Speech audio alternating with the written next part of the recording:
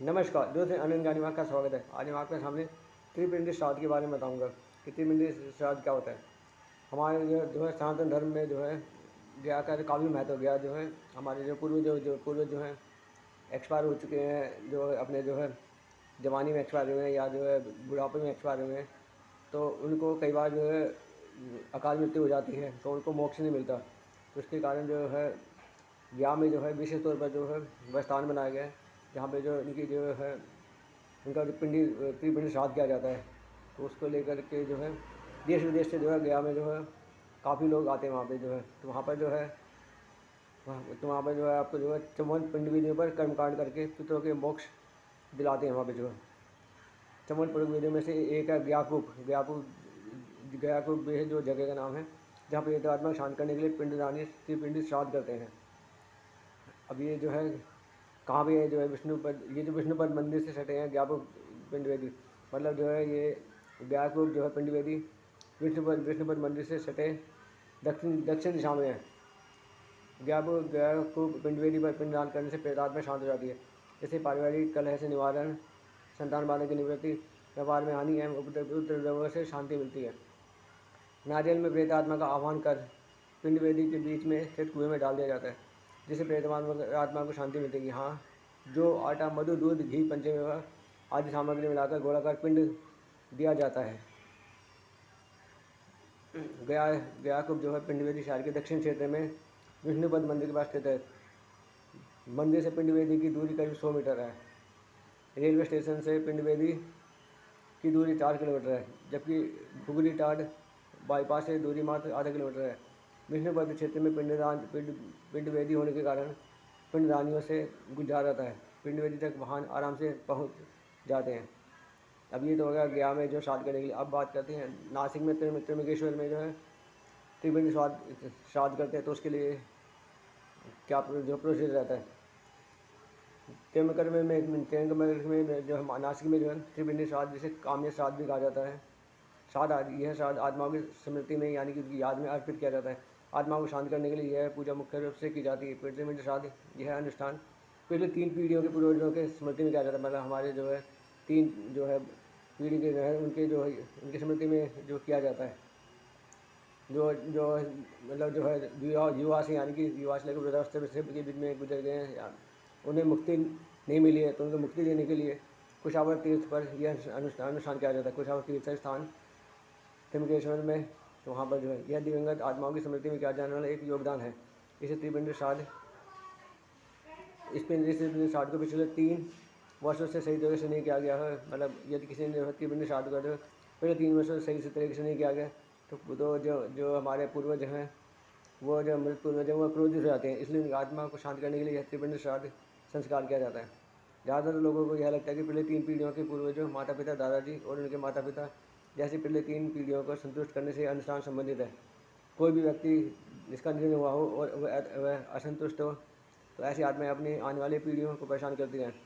ऐसी आत्माओं को त्र्यंबकेश्वर में इस संस्कार त्रिपिंडी श्राद्ध कर करके अनंत आत्माओं परमधामों के पास भेजा जाता है।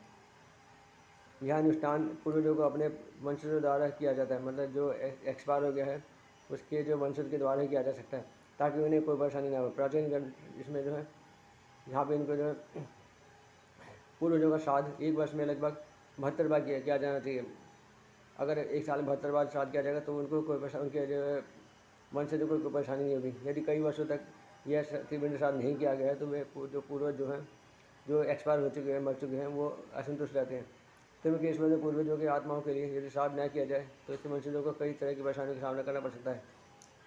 श्राद्ध अनुष्ठान पारंपरिक रूप से बुराई, शाकिनी, डाकिनी, भूत आदि की यातना से मुक्त होने के लिए किया जाता है।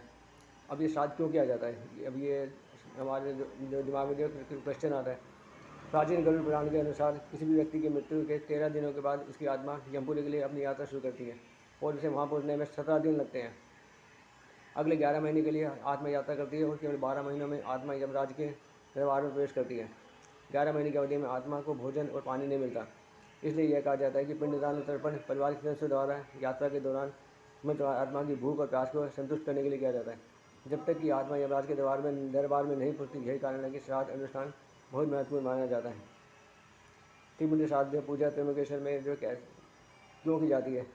घर में झगड़े, सुख की कमी, अशांति, दुर्भाग्य, असामयिक मृत्यु, विवाह समस्या, असंतोष, संतान और आदि समस्या बनने के लिए पारंपरिक रूप से त्रिपिंडी श्राद्ध किया जाता है। इस संस्कार में जो है त्रिदेव भगवान ब्रह्मा, विष्णु और शिव यानी महेश की पूजा की जाती है, जो क्रोध का प्रतिनिधित्व करते हैं। मृत आत्माओं की तकलीफों को दूर करने के लिए कर्म से भगवान ब्रह्मा, विष्णु और महेश की पूजा की जाती है। हमें ये यहाँ पे जो त्र्यंबकेश्वर में जो विभिन्न अनुष्ठानों करने के लिए पवित्र और सर्वश्रेष्ठ स्थान के रूप में जाना जाता है। त्र्यंबकेश्वर को जो है त्र्यंबकेश्वर तीर्थ क्षेत्रों में और 12 ज्योतिर्लिंगों में से एक है। इस पवित्र स्थान पर किसी भी पूजा अनुष्ठान करने से उसका फल प्राप्त होता है। त्रिपिंडी श्राद्ध अनुष्ठान में नाम और पितरों के गोत्र का उच्चारण नहीं किया जाता, क्योंकि किसी को भी इस बात का ज्ञान पता नहीं होता है कि वे किस पूर्वजों के हिसाब से ग्रसित हैं या पीड़ित हैं। धर्मशास्त्र के अनुसार त्रिपिंडी श्राद्ध अनुष्ठान करने से हर असंतुष्ट और अप्रसन्न आत्मा को मोक्ष मिलता है।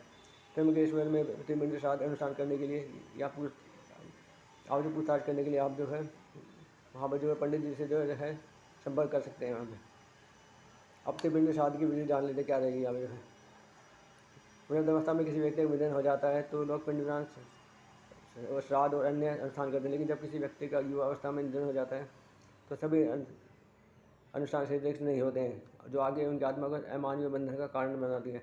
इसलिए त्रिपिंडी श्राद्ध करना आवश्यक है उन आत्माओं से मुक्त करने के लिए। इनमें से कोई भी श्राद्ध अगर लगातार 3 वर्षों तक नहीं किया गया तो इस स्थिति में यह श्राद्ध में खंड आ जाता है, जो हमारे वर्तमान जीवन में हमारे पूर्वजों की आत्मा को दर्द और समस्याओं का कारण बनता है, क्योंकि पूर्वज हमारे माध्यम से मुक्ति की उम्मीद करते हैं, मतलब वो जो अपने जो इष्ट लोग को जाना चाहते हैं। त्रिपिंडी श्राद्ध जो है प्राचीन ग्रंथों में बताया गया इस पितृदोष से छुटकारा पाने के उत्तम सही जगह। आपकी कुंडली में सूर्य राहु भाग्यस्थान में बैठे, 9 भाव में बैठे, आप किसी भी भाव में आप सूर्य राहु शायद बैठे हैं तो आपको जो पितृदोष का निर्माण हो जाता है। तो उससे छुटकारे के लिए आपको जो है ये सर्वश्रेष्ठ जो है उपाय है। जिस व्यक्ति उनकी जन्म कुंडली में पितृदोष है उसे अपने पूर्वजों के मोक्ष के लिए त्रिपिंडी श्राद्ध करना आवश्यक है।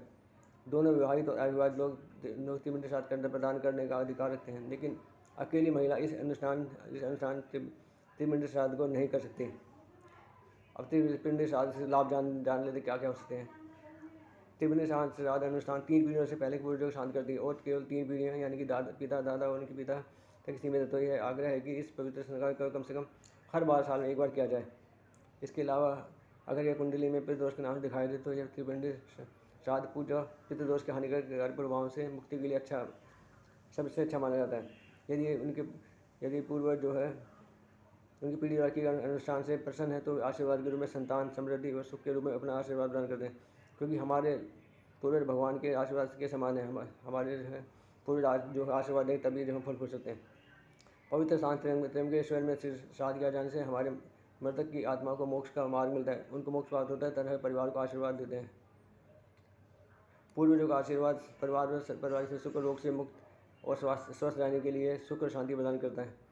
पूर्वजों के लिए यह पूजा करने के बाद व्यक्ति को जीवन में प्रगति मिलती है, वैसे जीवन निर्वाह शिक्षा से संबंधित समस्या का निर्माण होता है। ऐसा कहा जाता है कि अगर व्यक्ति अपने पूर्वजों के लिए त्रिपिंडी श्राद्ध समर्पित करता है तो उसे भी मोक्ष की प्राप्ति होती है। अब इसमें डाल देते त्र्यंबकेश्वर में त्रिपिंडी श्राद्ध पूजा करने के कुछ नियम है, वो जान लेते क्या है। त्रिपिंडी श्राद्ध पूजा करने से 1 दिन पहले त्र्यंबकेश्वर आना आवश्यक है। दूसरा, पुरुषों ने पूजा के दिन सफ़ेद कुर्ता धोती पहनना जरूरी होता है। महिलाओं ने सफ़ेद साड़ी पहनना जरूरी है। काले वस्त्र पूजा में नहीं पहनना चाहिए। पूजा के समय श्राद्धकर्ता केवल सात्विक भोजन ही करें। अब त्रिपिंडी श्राद्ध की विधि जानने क्या रहेंगे।